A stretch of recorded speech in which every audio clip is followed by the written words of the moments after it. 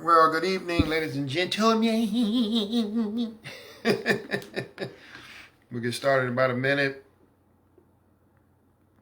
Ladies and gentlemen. Yeah, I'm crazy like that. It's okay. Ladies and gentlemen. Ooh.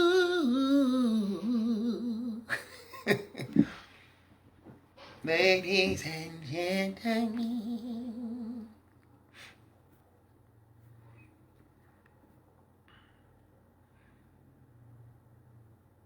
Keep in mind, I'm one of those who will kick off, so whoever's here when we get rolling, we're going to roll on. Good people?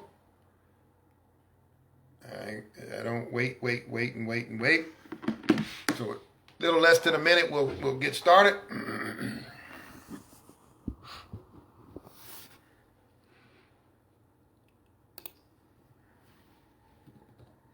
Hopefully you had a chance just to at least take a look at that article. I actually copy pasted a paragraph from that article. Obviously, it's not a happy article. This topic's not going to put a lot of smiles on faces, but hopefully, as usual, it is informative, eye-opening. Those who have wonderful grown children, and you're probably sitting there like, really, Gabe? You know, this is an issue. If you have friends with grown children, no matter how wonderful your grown children are, if you have friends with grown children, there's a possibility you have one who occasionally complains about a son or a daughter. And as often as you go, well, that's just natural. You don't always see eye to eye. It's not the ones that you feel comfortable kind of hearing about and talking about is not really what I want to talk about tonight. I don't agree with everything my parents say and do. I never have. But the reality of it is there are some, and I don't want anybody to, you don't have to be transparent. I'll do enough transparency. You don't have to do it.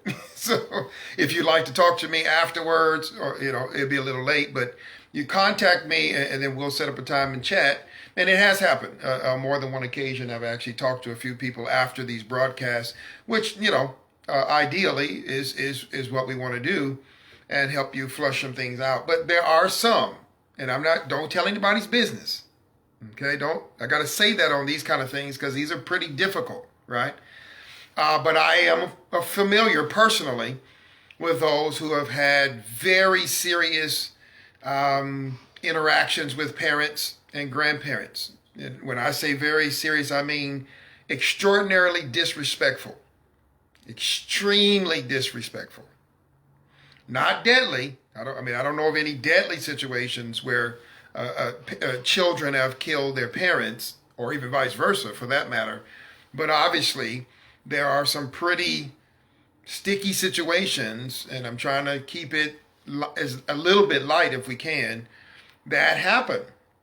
Some of you who are in the Christian world, you may be particularly with black gospel, as some call it, or with gospel music, an artist by the name of Kurt Franklin. He's been around 30 years easy. He has a 33-year-old son, so his career and that child's birth correlate together. But he's not the only one. Several months ago now, I follow Brian McKnight on Instagram, and he's have some major issues with his grown sons as well.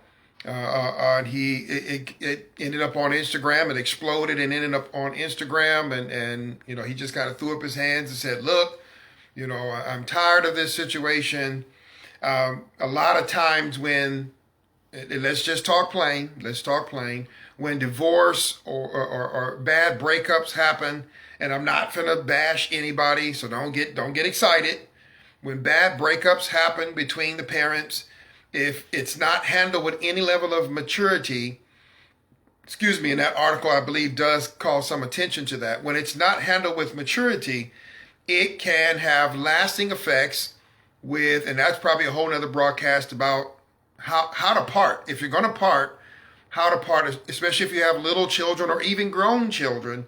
It's important how you deal with your children, no matter what their age, just because you and your husband or your wife are not going to stay together, or your living boy, or whatever.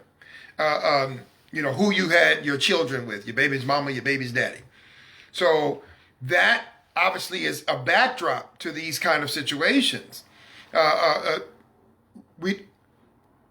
do I say this? I don't know if we really think about, when we're in the heat of situations, how significant it is that we stop just thinking about what we're going through, what we're feeling, what we're dealing with. Well, Gabe, I've been battered, I've been bruised, I've been neglected, I've been rejected. Well, the moment you have children, your children are an extension to some degree. They're not you, but they are an extension of your life, right? They live off you. Husbands, wives, fathers, mothers, our children live off us. My son is 11. He's not cooking his own meals. He's not washing his own clothes, etc. I'm paying the electric bills that keep these lights on, that allow him to be in his room at the current, on his tablet or on his laptop. So understand, his life is extended from my life. His health has something to do with me, right? His ability to live has something to do with me. And as we talked about last week, in the reverse, if you will, about parents who are overboarding, who overexert themselves into their adult children's life. Well, on the flip side, there are children who, look, I'm going to have to use certain words, and I know it's not everybody's going to work with me, and I understand that, but I'm a big boy. I can handle it. The fact is, there are some children who are raised in environments where they feel entitled. And this happens not just with wealthy children, or children of wealthy parents or famous parents. It doesn't just happen with them. It happens in homes, where, the ultra rich, but it also happens in homes where middle class. I know we don't have much middle class now, but in middle class homes, it happens where any child, and again, some of you are going to be like, but Gabe, I said that. Gabe, I said that. I know you said some, some of the things I'm going to say, you may have said to your children. I'm not directing this at anybody personally. Okay, here we go. But some of us, now of course my child is still 11, and I don't say things like this. My parents never said this to me, but I do know that some said, I didn't have X, Y, Z, and I'm going to make sure my children have it. I don't care. That's what you said. You told yourself that you were poor, or your parents didn't take you on trips, or you didn't go see whatever, and you didn't go hang out with your friends. And so you raised your children, and we're focusing on adult children. You raised your now adult children to have everything at their fingertips. You raised them to be able to not even have to beg, practically not even have to ask. Because you felt like, I'll work 42 jobs if I have to. I'll do whatever I got. Gabe, don't you obviously I've had this conversation with people. And I try to offer some caution. And of course, hater, and look, people, that stuff doesn't hurt my feelings. I'm too old, and I'm too educated, and I'm too experienced for you to hurt my feelings. I'm old enough to have a grown child. I got a 30-year-old niece, for goodness sake. 27-year-old nephew. You're not telling me something I haven't seen. But the truth of the matter is, I have seen parents when I was young, growing up, and I was like, hey, man, I was a young man, teenage, 20s, and I was seeing my friends that I went to school with or whatever, and I was like, I don't know if you should do all that. I don't know if you should buy. Well, Gabe, my parents couldn't get this for me, so I'm going to get this for my child. I work hard. I'm educated. And I'm better than what my mom and dad was, so I'm going to just dole it out. I'm going to dole it out. And you doled it out to your kids. And I pretty much figured Kirk Franklin's been fairly wealthy for a couple of decades easy. Brian McKnight has been wealthy for, 2 or 3 decades now. They're not broke. Brian McKnight flat out admits, that he bought his kids whatever. He admits it. He said, point blank, I bought my kids whatever. But again, I know people who are not famous who admit that their child, stay with me. Yeah, my son has wrecked 3 or 4 cars. And I'm like, 3 or 4? My parents never bought me a car. And I'm not mad at them for that. I bought my own car. A couple of them. Yeah, my dad, he ain't paying my rent. And he said he would pay my rent. I know people who literally paid, and I'm doing my best not to call any names, but I know a lady told me that her ex, she never married the guy. She had a son, her only child, and her son is in his 30s. They live in Los Angeles, friends of mine in California, and the dad is a police officer, so this is not a famous person. He makes good money, and he paid up to a year's worth of rent for an apartment in Los Angeles, California. This is not inexpensive. I think it was like $900 of rent for a 1-bedroom apartment that the dude didn't even live in because he moved in with his girlfriend and flat out told his mom, I don't care because my dad wasn't there, blah, blah, blah. So practically he owes me. He was almost 30 years old at that time. That was a few years ago. Not rich, not famous. I'm not trying to talk about your children. Don't get mad at me. But if you're mad at me, it's probably because I'm hitting home. Don't get mad at me about your grandkids. But if you're mad at me, it's because I'm saying something that's just flat out true. Some of you are watching from a distance. This happened with your grandkids because your children have pretty much told you, shut up and get out of my face. I'm going to buy your granddaughter, your grandson, whatever I want to buy because I can and because I worked hard. And just because you didn't have the money, mama, just because you didn't have the money, daddy, don't mean I can't do it. And you sitting there going, no. Teach some principles. Oh, I teach them stuff. I teach them stuff all the time. I'll take their cell phone. The kid is 6. Cell phone. So now imagine that 6-year-old is 26. He had a cell phone at 6. He had an iPhone at 10.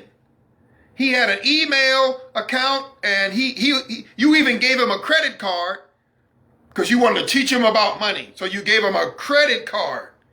Well, the bill was always paid, so you didn't have to worry about it. Now he's 26 and he won't keep a job.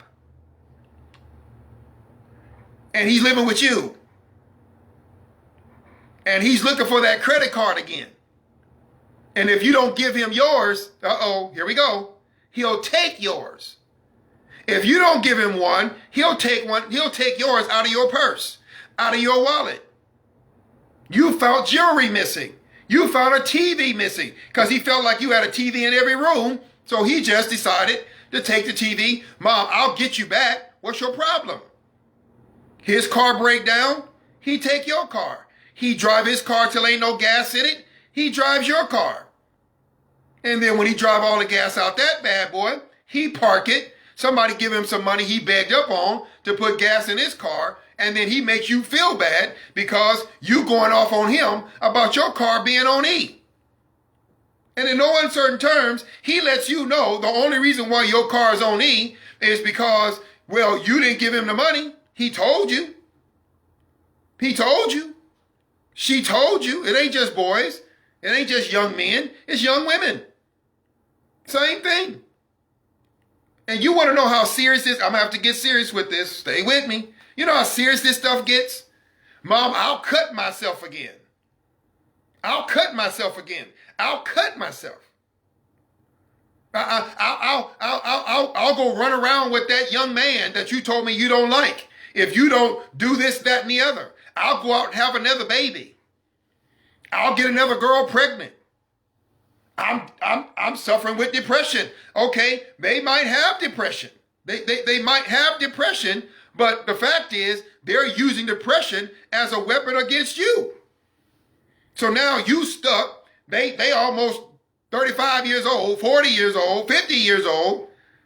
And if you don't put them up in your house, and if you don't pay their bills, and if you don't practically wipe their butts, they will make you feel guiltier than guilty, as if they're still 4, 5, 6, 7, 8, 10, 15, 18.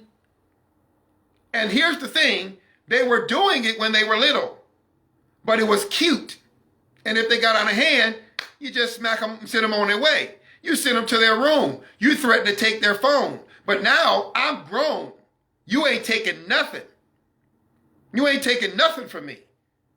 And it's got to get worse. It's got to get worse before it gets better. If you are a sickly parent and you rely on your sons and daughters to take you to the doctor, if you are a sickly parent and you rely on that elder son or daughter or some combination of your children to get your medicine,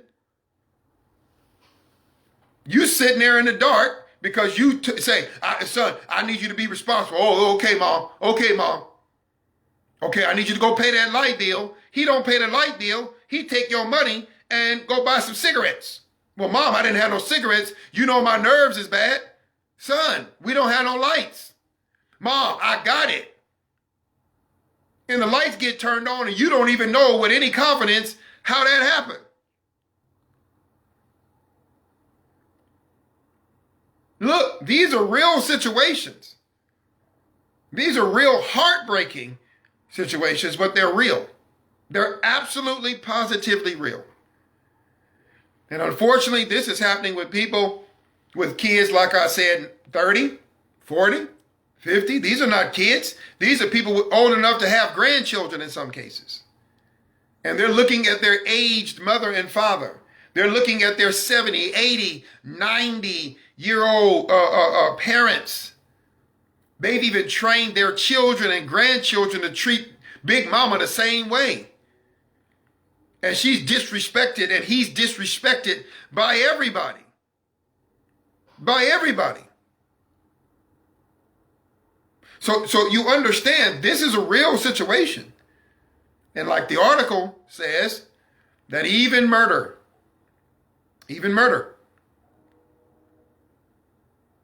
So what do you do? What do we do? You know, where do we turn? Well, the first thing, and Gabe, you kind of being a little harsh, you know, these people are victims. I agree with that to an extent. I agree that you are a victim, ma'am, that you are a victim, sir. I agree. But here's one of those issues where the victimization, if you track the victimization to its roots, you can't deny the fact that in one sense or another, the victim was also the victimizer. Because when the child needed to be disciplined, when the child needed to be told words like, one word in particular, no. Not just, not yet, wait till, okay, I gotta go get another 14 jobs, baby. But when I get those 14 jobs, because you're not less than any of your friends. And so I'm gonna go, and mama's gonna almost kill her fool self on this job. Daddy's gonna drive trucks and do this and do that. And he's gonna bring home that bacon and he gonna make sure we got food and you got everything you want. Okay, mama. Okay. And you don't realize now your son is grown and your daughter is grown and you're in a position of being victimized. I feel you. Trust me. I'm gonna talk on your behalf in a minute, but we have to deal with the root. We have to deal with the root. Oh, there's another layer to this. Really, Gabe? Oh, yeah. Yeah, we just starting. There's another layer. You're the estranged parent, right? Typically fathers, but not always. You're the estranged parent. Maybe not of anything you did. Maybe you were not told that you had a child. Happens, fellas. It happens. It's unfortunate. Maybe she had some bad blood against you. She wanted to hold something against you. So maybe she didn't tell you. This, of course, would happen definitely to wealthy people. So how it goes. Brother lay down with a woman, get her pregnant. She don't say anything. He becomes famous. Maybe he's on the verge of being famous. And she pop up at 18 years later. This is your son. Okay. However you feel about that, I'll leave that to you. It happens. It's what it is. Okay, now I need you to take your son. Son? Yeah, you got a son. You got a daughter. Here, I'm tired. Here, take your child. Well, that child almost grown. Yeah, I know.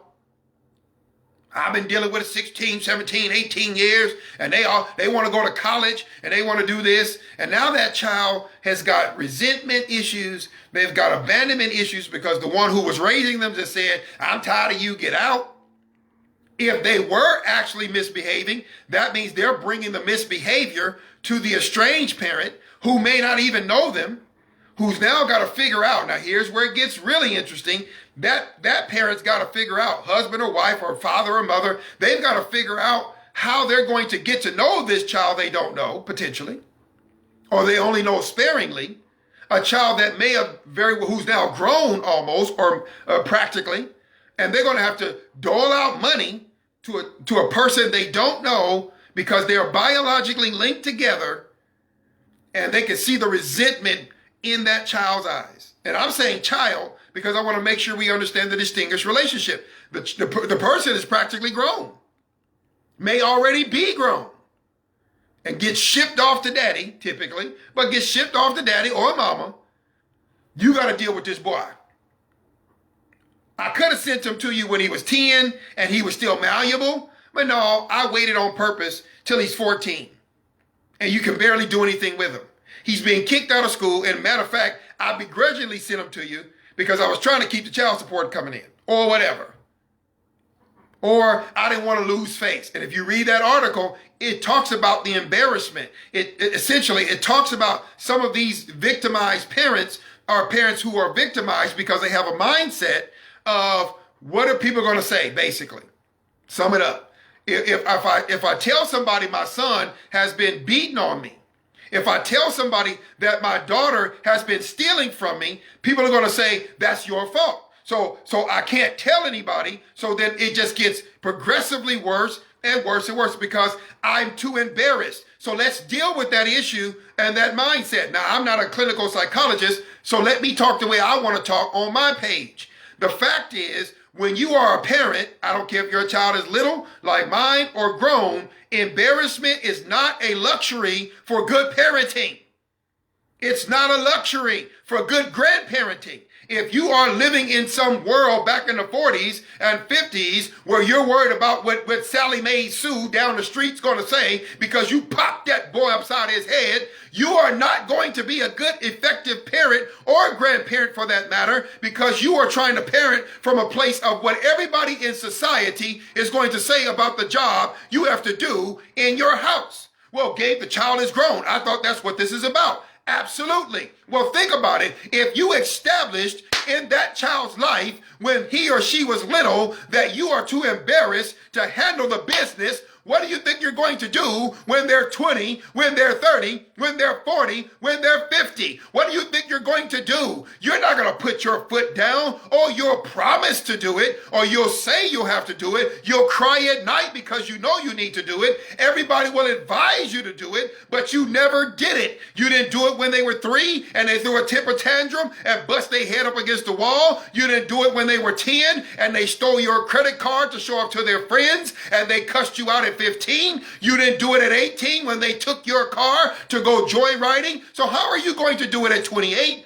38, 48? How are you all of a sudden going to, decades into their life and yours, get enough backbone to stand up for yourself now against your grown child? You know, Pastor Gabe, you know Gabe is going to go there, right? I'm going to give you what you need. I'm going to say to you what you need, not what you want. This ain't helping you to have people blowing smoke up your backside. That ain't helping you. It's not helping you for people to get going, well, baby, he gonna grow out of it. That's just immaturity. You said that when he was 8. You said that when he was 18. Now he's 28. He's bigger than you. He's stronger than you. And he can dominate you. And you know it. And you're scared. I don't care how much you threaten him. You know you ain't gonna do nothing to him. And he knows you're not. Oh, you don't like that. You don't like that. You don't like that. But I know of real life situations exactly of what I'm saying. And thank God I don't know your son, because I would put my 12 in his backside. I'm going to tell you right now. You'd have to call the police on me, because I would knock him smooth out in the name of Jesus. But how? He'd be gone. If he even threatened you in my company, I would hurt him. And you best believe I said to many of my female friends, you need me to come and talk to him? Oh, no, Gabe. No, Gabe. I knew what they were going to tell me. I knew they were going to tell me no, but I was dead serious. I'm still serious. And you best believe I have had conversations with grown children behind their mamas and their daddies. I ain't scared of nobody.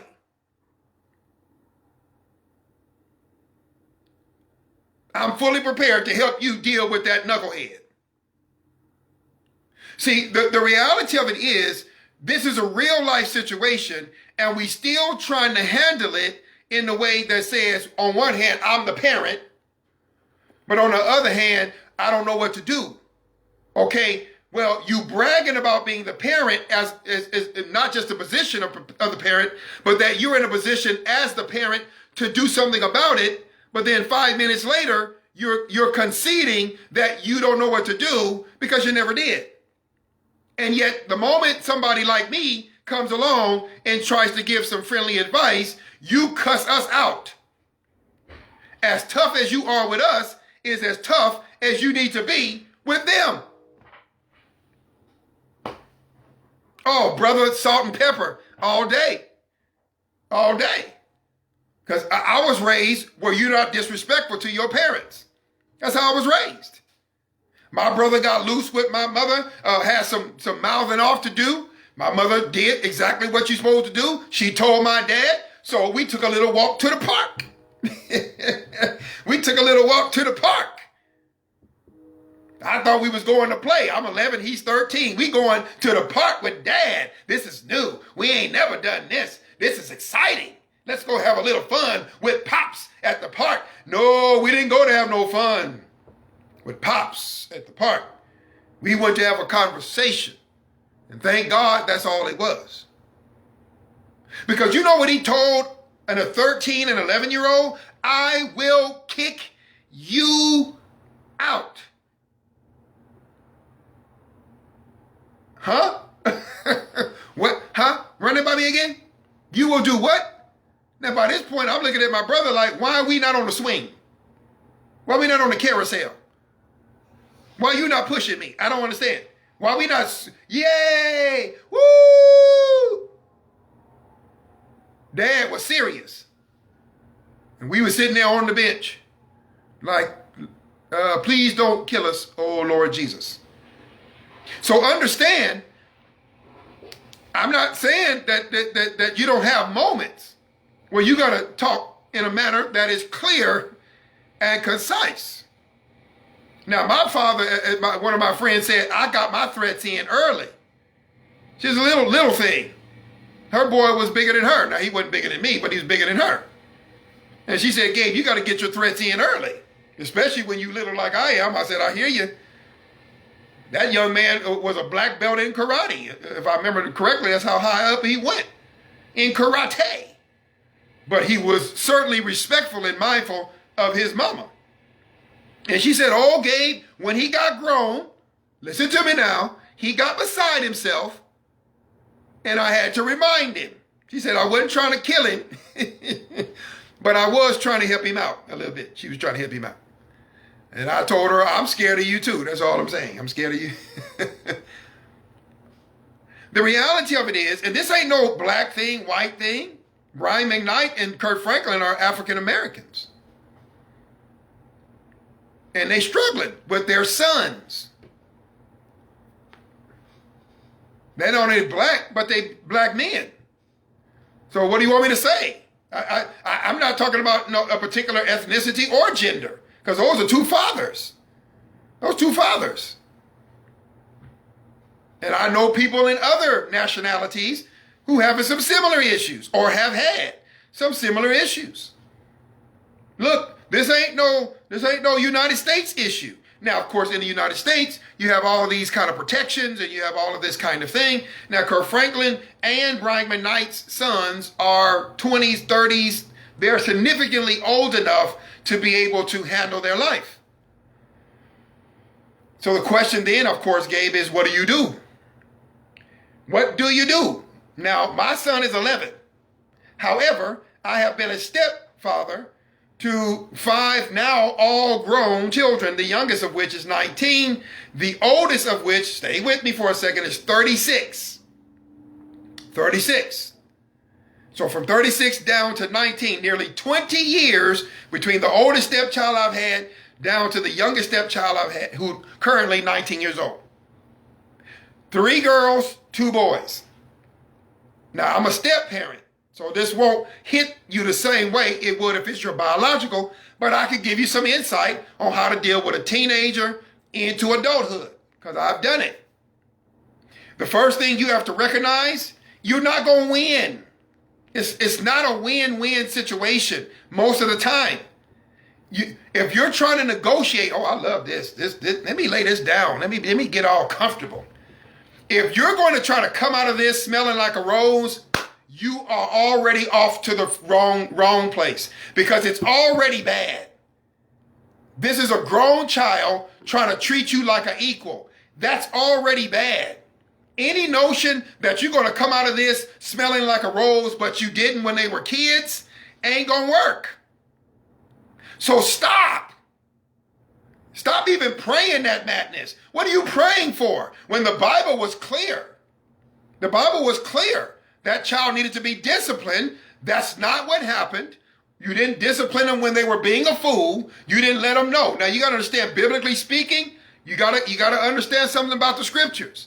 In the Old Testament, in ancient times, the Israelites would kill their children if the child was acting a fool.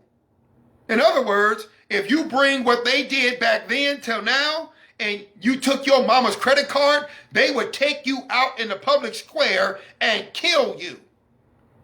So you know you don't want to go back there, because in America, in the 21st century, they put you under the jail. You barely can even touch the child now.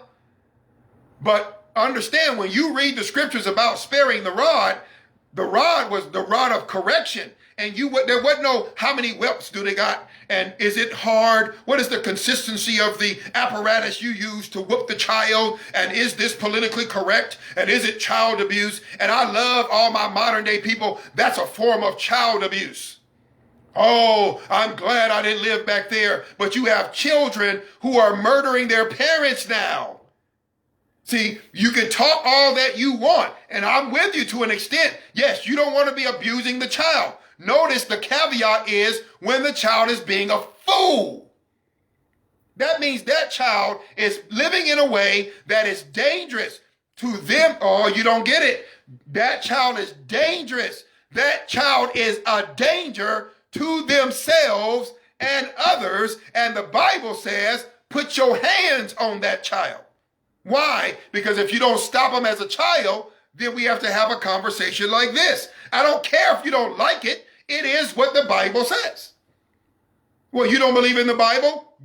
Hey, handle your business. Your kids are pristine and perfect? Handle your business. Good for you. Why are you watching this talk? This talk ain't for you.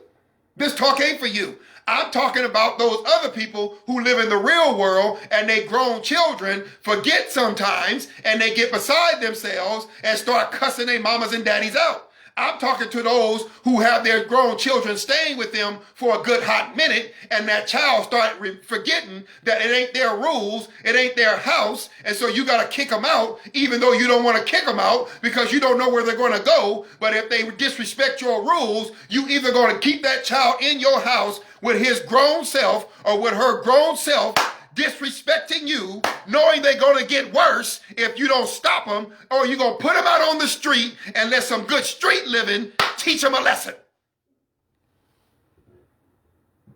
I know you don't like this. I told you in the beginning this was not going to be a soft, gentle subject. I told you. But you're not going to get no resolution playing patty cake, baker, man. Roll them up in a pan. This is a grown man. This is a grown woman. And patty cake is done. It's time for patty cake to be put away.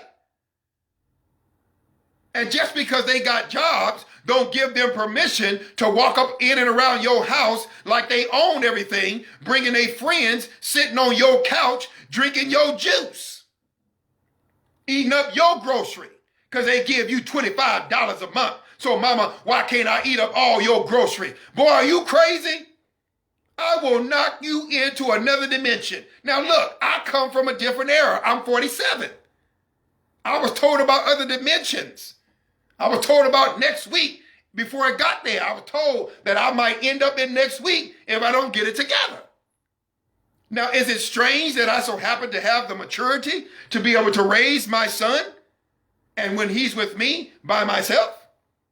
Is that strange that I can keep a house? Is that strange that I not only know how to cook and clean and do laundry, but I know how to treat men and women with respect? Do you think it's strange that I know how to go in and out among senior citizens and they all consider me like a son and a grandson? I have never had a senior citizen at any time look at me otherwise.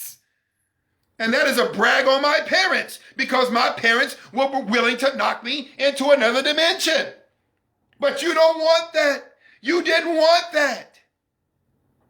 And now you're crying, and rightfully so, because that boy is disrespectful, because that girl is disrespectful, and they're threatening you with their lives. They're telling you, if you don't get yourself together and do what I tell you to do, mama and daddy, and I don't care, call the post, call the police, call the popo.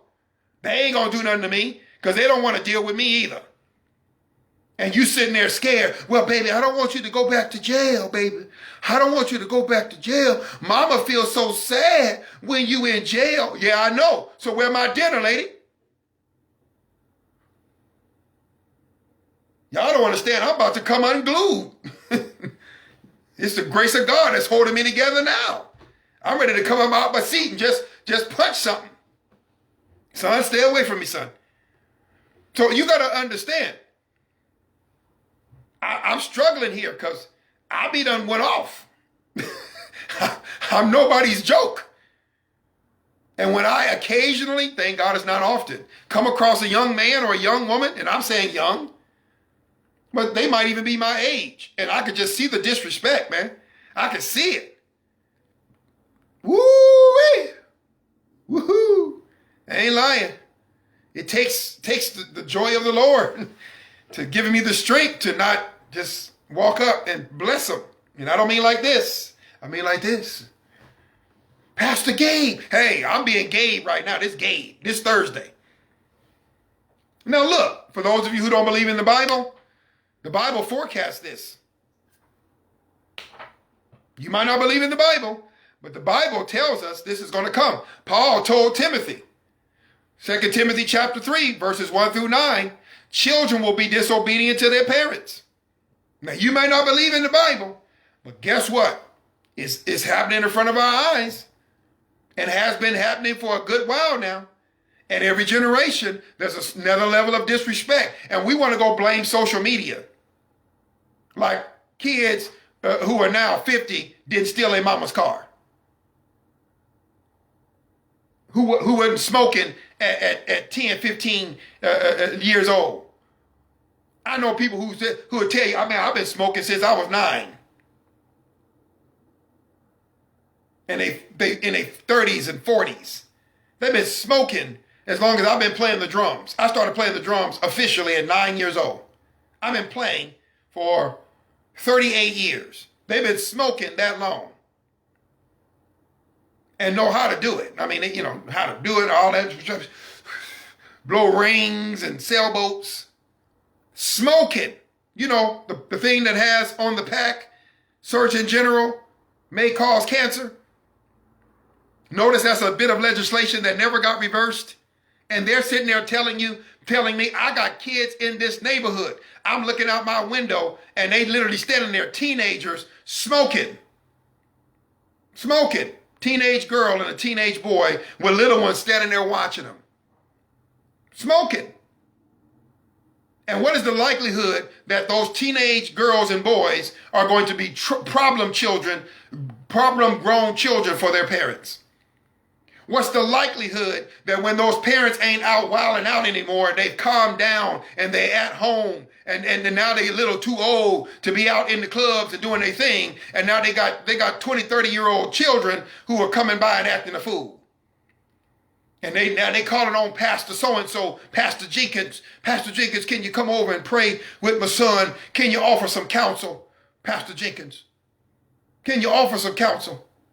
Well, okay, Sister Slippy, I'll come on over. That boy sitting up in his mama's house, his shirt off, half naked, walking around his mama's house, talking on the cell phone, pants sagging. And dare Pastor Jenkins to even formulate his lips to try to tell him, boy, you need to get yourself together. What do? You got to get real. There's no other advice I can tell you. You're going to have to get real. And I know, Gabe, Mother Slipknot is about 80 years old, and she rely on that boy who's 50 to get her to the doctor. I know. This is a tough subject for me. Because I know, and obviously I'm not going to call no names, but I got some family in similar situations.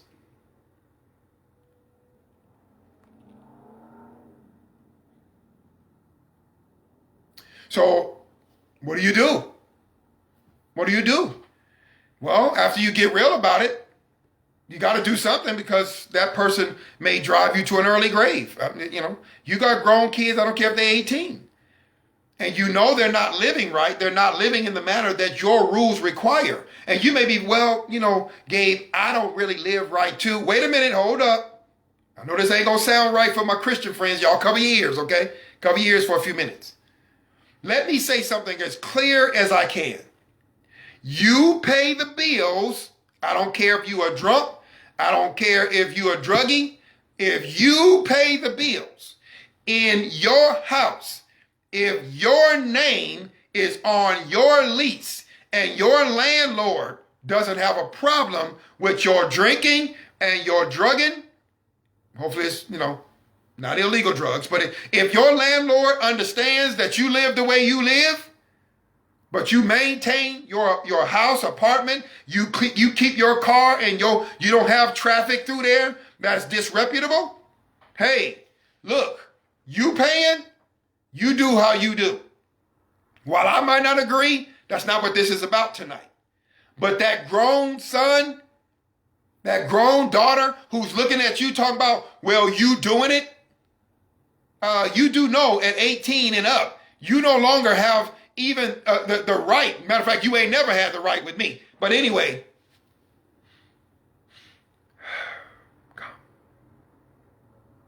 the reality of it is, if you in my house, you don't get to tell me, well, I'm doing something in my house, therefore, Dad, you doing something, so I should. No, bruh. No, sis.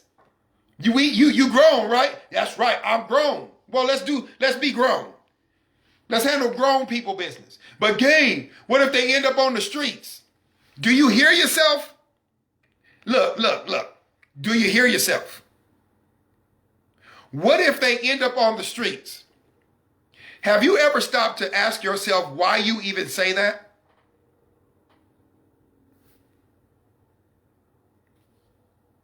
Why am I telling myself that I'm scared my child, who is grown, may end up on the street? Is it because you know that their behavior is street worthy? Oh, I got to shift on that one. I got to shift my weight. Isn't it true? Isn't the reason why you keep telling your sisters and your brothers who are looking at their nieces and nephews misuse you? Isn't it true that when you see your mama, you hate to see her coming because she gonna say something about her grandson or granddaughter? But isn't it true the reason why you don't want to hear your mom or your dad talk about their grandchild is because they are telling you the truth? That isn't it a fact that the reason why you don't even want to deal with your own parents is because they are revealing the obvious? That you have clearly not got a handle on that grown child, and it's time, no matter how heartbreaking, to let them live in the manner that they are calling for. Hey, everybody see that? Man, appreciate that testimony. You know what my father's words were? If you make your bed hard, finish it. Come on, come on. My generation knows it. You don't think my son know it? You best believe. If you make your bed hard, get up in that bad boy, get you some covers, get you a pillow, and get all up in it. I spent a night or two in my car. I made a choice or two. Didn't quite work out in the timing I thought. I had to sleep in my car. It put up money for a hotel room so I could get off the streets or get out of my car, technically, until I could finally get better housing. I had to live with a friend or two until I could get into my own space. I've had a few hard days, maybe more than a few. I know the embarrassment. Oh, I don't want my baby to be embarrassed. I raised them. No, you mean you gave them everything? See how this comes together? No, what you're really saying is the embarrassment doesn't lie with your child. The embarrassment lies with you. And your child knows that you feel guilty and you feel embarrassed and they use it against you. So because you refuse to let them sleep in their car, well, Gabe, they don't need to sleep in their car. I got an extra bedroom. All I'm saying is, how do I get them to behave? How old are they? Well, they're in their 20s. Don't ask me. I'm going to tell you right now. Don't ask me. Because if your rationale is, I refuse to be embarrassed, then there's nothing I can tell you. Because my advice includes suffering embarrassment. It's the only way you have any possible chance. Well, let's get serious. I only got a few minutes. I got to go a little deeper. Well, Gabe, what if they get found in a ditch?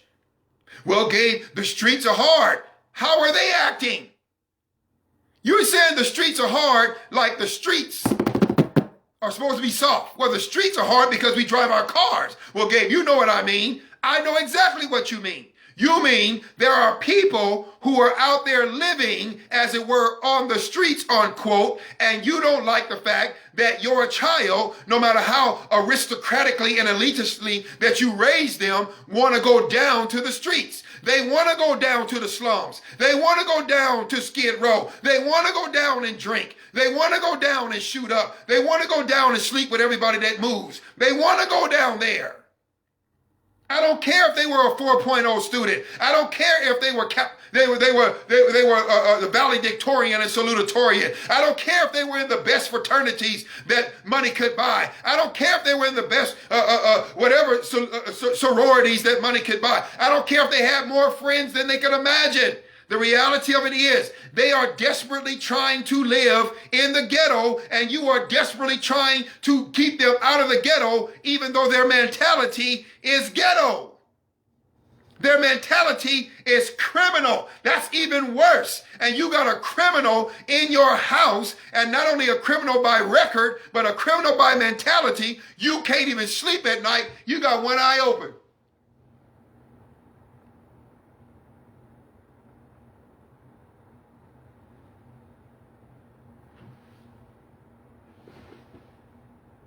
Every time you hear a noise. Junebug? That's you, Junebug? That's you? Mama going back to sleep. Okay, Junebug, you all right? You want me to come and make you some food, Junebug? No, Mama, we good. We? Junebug, who you got in my house? Mama, go to sleep.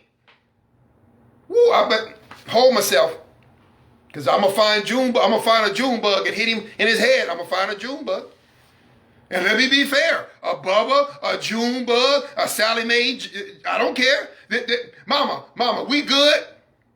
Mama, where that Hennessy? Mama, where those Coke 45s? Or Mama, where the Crystals? Or Mama, where the Coronas? Mama, where's the Michelobs? I don't care what you're drinking. Mama, where your shot glasses, baby? I threw those out because I didn't think you need to be drinking all that stuff. What? Girl, we got you, girl. I knew your mom was approved. I knew your mom was that Christian woman going to church all the time. And they in her house talking loud at 12 o'clock in the morning about your mama being approved, and you going to sit there and drink on your mama's couch with your mama's TV blasted. Oh. God gonna have to help me, man. I'm gonna have to go run 10 laps to be able to go to sleep tonight. Look, I wish this wasn't true. Oh, let me add another layer. Let me add it. You know me, I gotta try to hit every nook and cranny. There are some of you whose children are seemingly well-mannered. Watch this now. Your children are well-mannered. They're not breaking the law. They're not in your house in the wee hours of the night drinking. They're not stealing nothing. They're not taking your car. But how about this one? How about this one? Have you ever noticed that no matter how much money your children make, they refuse to get a babysitter? Now, you done raised them. You grown. They grown. Oh, it's cool sometime. Yeah, baby, I'll watch my grandson. I'll watch my granddaughters. I miss them. Bring them over. But the moment you try to live a life, all of a sudden, Mom, I know, I told you I'm going to get a babysitter, but you know daycare real expenses. It's real expenses now. You know, Mom, you going to save me so much money. Watch this now. Watch this. Watch this. You ain't going to like me. It's okay. It's okay. But you're going to appreciate these words. Why he going out and you babysitting?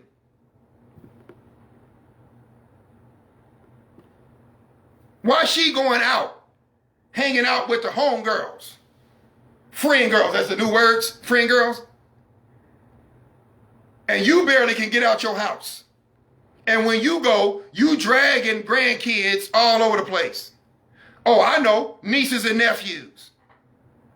Oh, I know, neighborhood kid. I mean, you not just they friends. Oh, but Mama, I gave you $20. Baby, that was just enough to put in the gas tank. That just got us to the park. Mama old, tired. You know you want to be at home on your couch, halfway dressed, because ain't nobody in your house. You paying your own bills. Oh, I know, this is the sweet baby. But she had a child real young. Oh, Gabe, you're going to get in trouble. I know. You feel bad because she was only 15, but now she's 25. She's got a 10-year-old. Mama, I'm working hard. I'm going to school. Hey, help out. I'm not telling you not to help. But there's some point when you realize that child ain't in school no more. That child is working a full-time job. That my grandchild is old enough to begin to be able to handle themselves. What in the world am I doing? You're embarrassed. You feel guilty. I know you don't want me to say it. I know you want to cuss me out. Cuss me out then, because I'll just delete you. Cuss me out. I'll just block you. You know I'm telling the truth. You don't even have your own life. Let's be honest. You're depressed. You're no different than the one who's been hit by your child. You're no different than the one who's having their child steal from you because your child is stealing your life. Every time you look up, you can't do nothing. You can't make no plans because every time they know you're free. Well, Mama, you off work, ain't you? Yeah, baby, I'll get off in a couple of hours. Can I just drop them over there? They daddy gonna pick them up at some point or another. And if it's just too late, Mama, if you want me to take off work, I mean, you know I really can't afford to take off work, Mama. I can't lose my job, Mama. I mean, what you want me to do, Mama? Oh, Mama. Oh, Mama. And there you go. All right, baby, all right. No. Mama don't want you to lose that job because I don't want you to move in here with me. Thanks, Mama. See you tomorrow. Huh? Thanks, Mama. See you. I see you. I'm going to pick them up.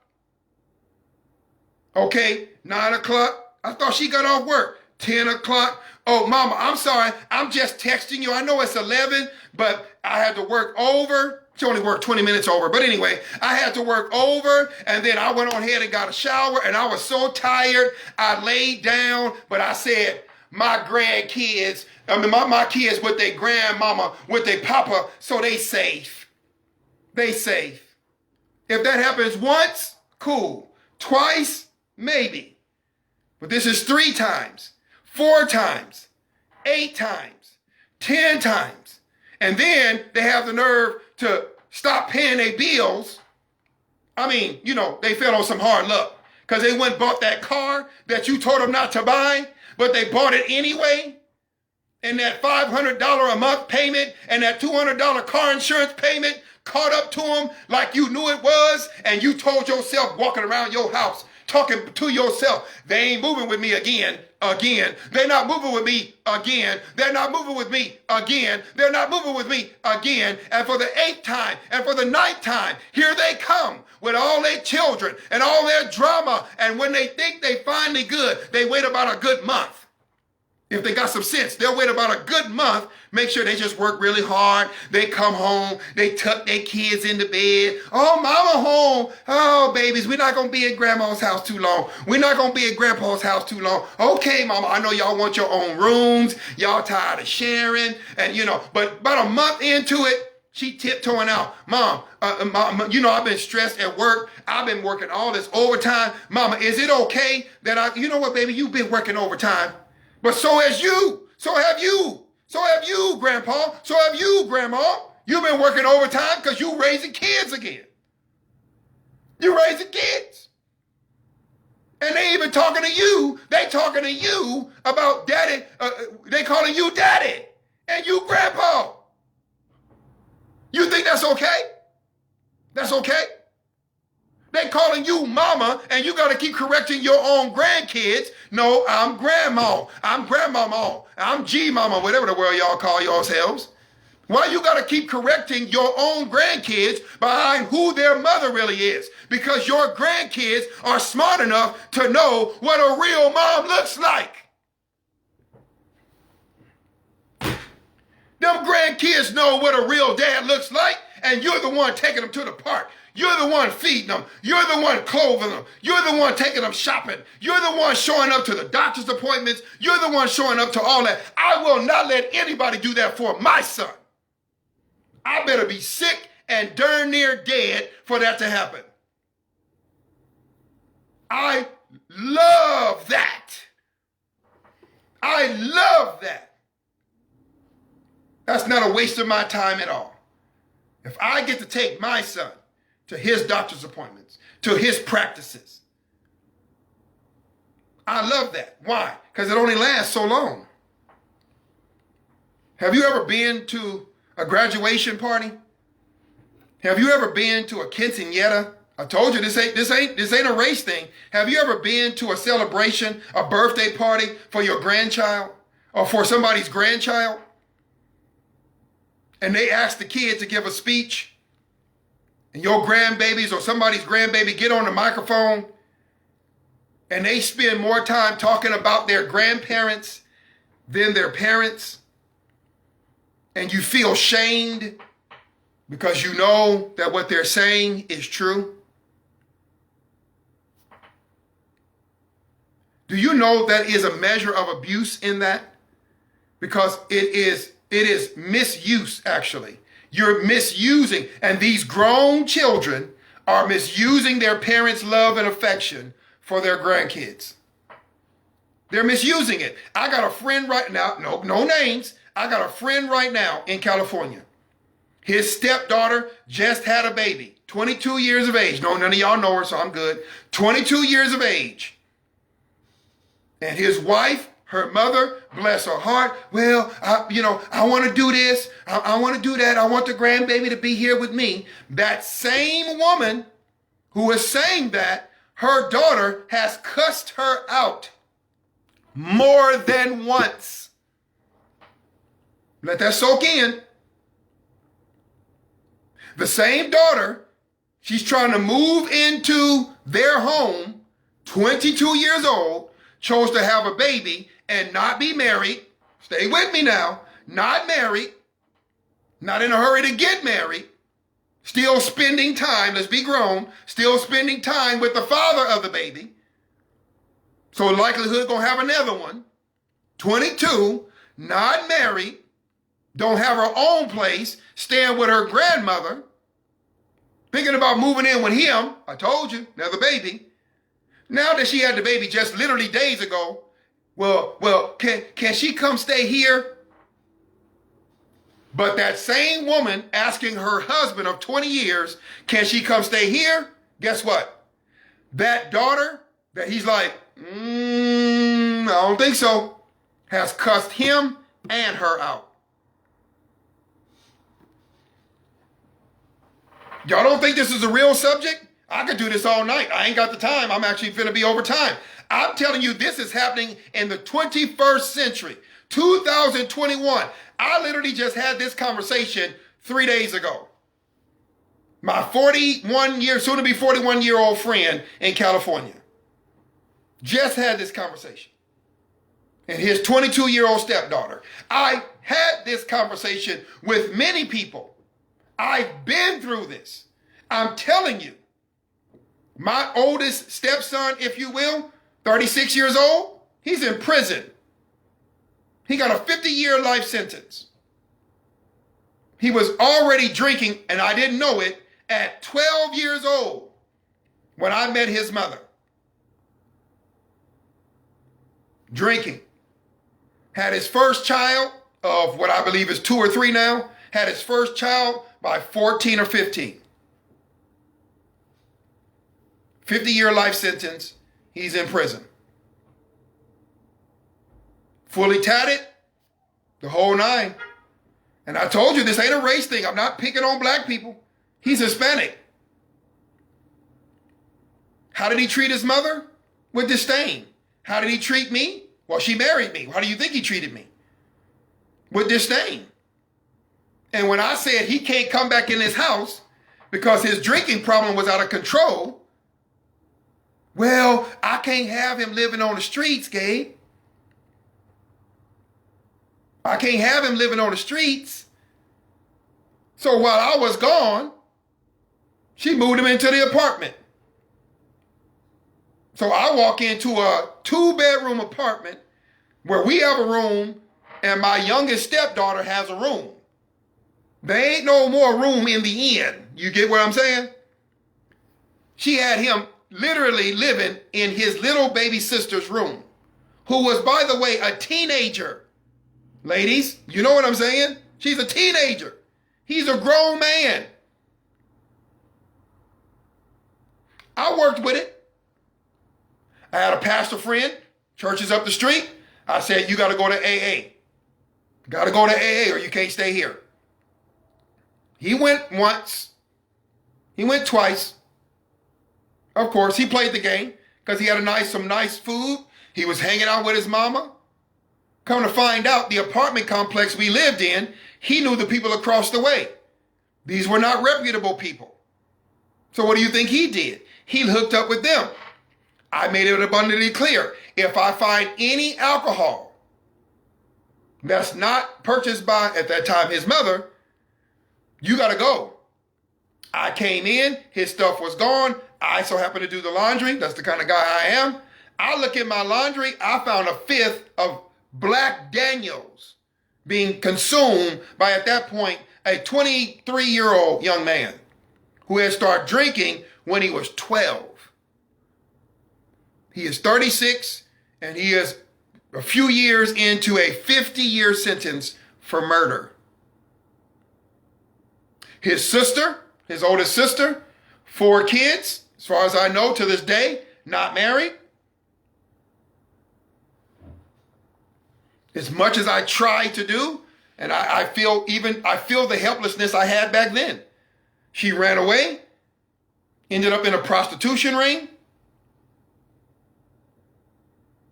I had to go with my sister to Vegas to pick her up. She got arrested for prostitution. Look, and you best believe they manipulated their mom, which is partly why we're not together. And the youngest was just caught up in the flow.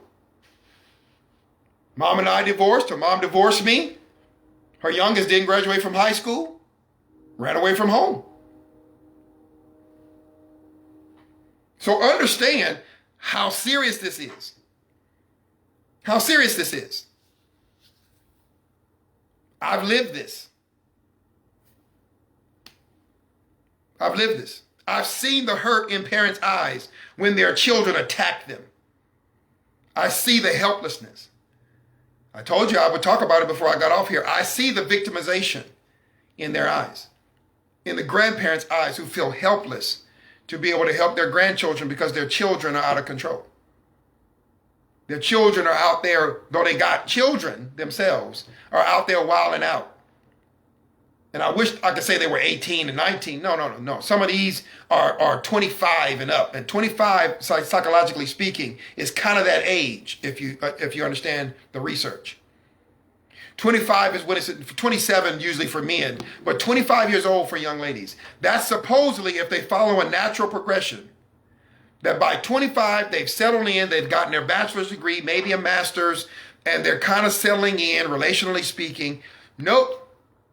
These days, you got some millennials, right? Wilding out.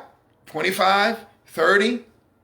Older millennials, 35, wilding out. Grown. And their parents are trapped.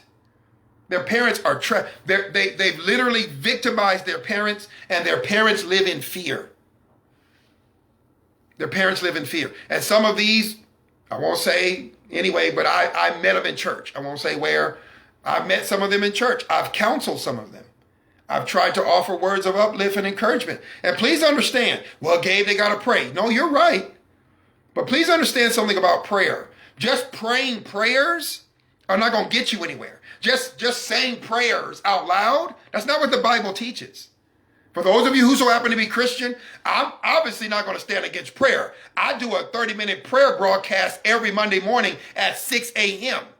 Check me out, Victory Christ Broadcast Channel. I believe in prayer like I believe in breathing. But I also believe in prayer that actually is consistent with Scripture. So when I see these mothers, these fathers who are broken because they know that they are part blame, not all to blame, they are part blame for what's going on with their grown children, my heart breaks for them. My heart breaks. No, I wasn't a perfect kid. No, who was? But as you can see, I've learned some manners along the way. And I was threatened. If I didn't learn manners, my life was in my parents' hands. You know what I'm saying? Exactly, bro. And the reality of it is there's a lot of people praying stuff to God about these grown kids, but when the time comes to kick him out, to kick her out, they don't have the guts to believe God to kick them out. Well, no, the Lord wouldn't want me to kick them out. Okay, chapter and verse. Book, chapter, verse. Thou shalt not kick out a wayward child. Where that's at? Where that at? I've only read the Bible through 5 times, working on number 6. I never read that, but maybe I missed it. Maybe I had put on my shades, and my shades was too dark, and I couldn't see. It's not there. And I already told you, obviously I've done a little research on this, that in fact, in Israel, if a child was wayward, was behaving like a fool, they actually were mandated to kill that child. But you're trying to tell me that God mandated the child be killed, and now you're saying I can't kick this child out because God doesn't want me to? That ain't God speaking, that's you speaking. I know that hurts your feelings, but hear the truth from someone who you can trust. You can trust me to tell you the truth. That ain't God, ma'am. That ain't God, sir. That's you. Kick them out. And if they're old enough to work a job, and they're old enough to vote, if they're old enough to have a relationship, they're old enough to birth children, they're old enough to go sleep on a street corner and get them some boxes and go find them some plastic and get them some warm clothes in the winter and some cool clothes in the summer and do what they got to do to be able to get into some place of employment and eventually to get into their own residence. If they want to be grown because they are grown, let them live like grown people. And there's all kind of programs if they're willing to go do the work, to go find that money and to find that help, that they can find it. But if they are lazy and they're good for nothing, you bring them in your house. I hate to say this and I hate to close with this, but it's on you. There's nothing I can do. There's a young man right now, again, nobody's names, young man right now, teenager, walking the streets. I know who he is. He knows who I am. Breaks my heart. I'm not going to give any more details, but I have direct contact with this young man. I'm praying for him. Young African American. And as much as everybody, no. This kid is about to be grown in the next, couple of years? And are we going to be saying, no.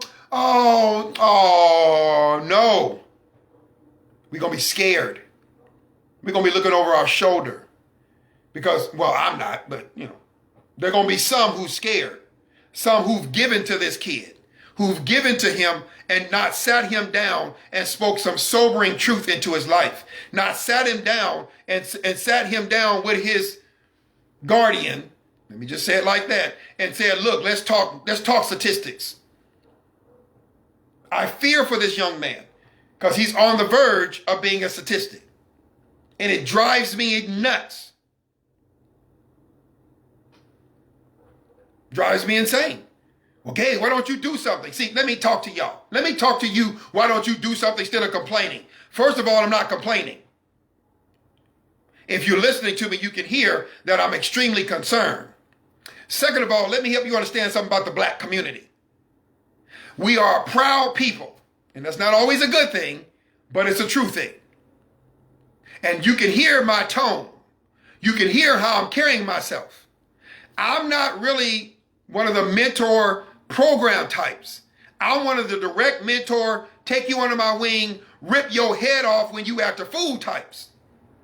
Well, I'm not everybody's cup of tea. I know that about me. I'm 47 years old.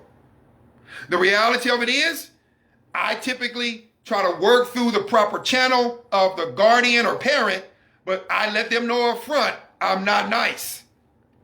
Because usually the kids that I've dealt with are in such bad situations that they don't need somebody coming talking about, let's go throw the ball at the park. They passed that now. They're past, let's go and have some ice cream. That's for somebody else. That's for my boy, my man, my brother, Nate. That's for him. That's not for me. When you get to Gabe, now let's have some long talks. Let's have some long sit-down, sobering, truth-telling talks. Let me tell you about what's coming, because I worked in a group home for at-risk teens, and I saw the life that they live. Coming out of the California Youth Authority, I saw the life they live after dealing with gangs. I saw the life they lived after disrespecting their mothers and their fathers and their grandmothers and their grandfathers and their aunties and their uncles and their tias and their tios. I saw the life they were living, a life of confusion and anger, and you don't deal with them with kid gloves. You get in there and you get down and dirty and you tell them what the truth is and you put your arms around them, and that's not going to play ball. That's not going to football games and eating corn dogs, because they'll eat your corn dogs and then rob your wallet. You don't play games with these kind of young men and women. You tell them the balls-faced truth. Yeah, I said it. You tell them the truth. You don't play games with them, because they'll be the same criminals breaking into your car, breaking into your house, and you'll be sitting there scratching your head. God, what did I do wrong? You weren't willing to do what you had to do, so leave them alone. Oh, you don't like that, but I don't care. I don't mean any disrespect to mentoring programs. Do your thing. But even mentoring programs will tell you we can't help everybody. I have fellow school teachers who were spending their hard-earned money buying kids belts, shoes, clothes, and they knew they weren't even supposed to technically do it. They knew they weren't supposed to do it. Buying paper and pencils because they didn't have the school supplies. Taking these kids to get them meals, extra meals, and bringing them extra food and sneaking them almost extra food because they know the kids were not in good situations.